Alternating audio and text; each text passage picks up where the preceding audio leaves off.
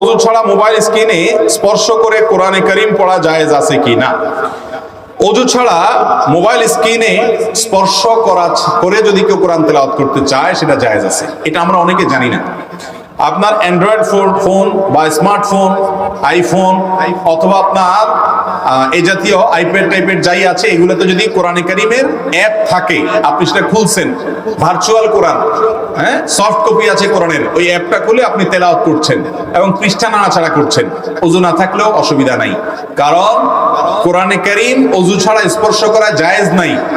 এর মানে হলো কোরআনে কারীমকে সরাসরি ওযু ছাড়া ধরা জায়েজ নাই, কিন্তু কোনো কিছুর আড়াল থেকে ধরা কি আছে? জায়েজ আছে।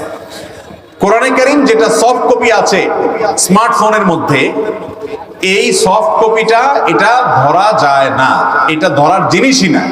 দ্বিতীয়ত কথা হলো, এটা যে দেখা যাচ্ছে এর উপরে আপনার সেন্সর আছে, এর উপরে ডিসপ্লে আছে, তার উপরে গ্লাস আছে, তার উপরে প্রোটেকশন গ্লাস আছে। অতএব এত আড়াল থাকলে তার উপর দিয়ে কোরআন ধরলে সেটা ওযু না থাকলেও অসুবিধা নাই। যদিও ওযু অবস্থায় তেলাওয়াত করা অবশ্যই ভালো, কিন্তু স্মার্টফোনে কোরআন তেলাওয়াত করতে ওযু থাকা আবশ্যক নয়। অনেকে এটা জানেন না। সরাসরি কোরআন ধরা ওযু ছাড়া এটা গুনাহের কথা, এটা জায়েজ নাই। এবং এ বিষয়ে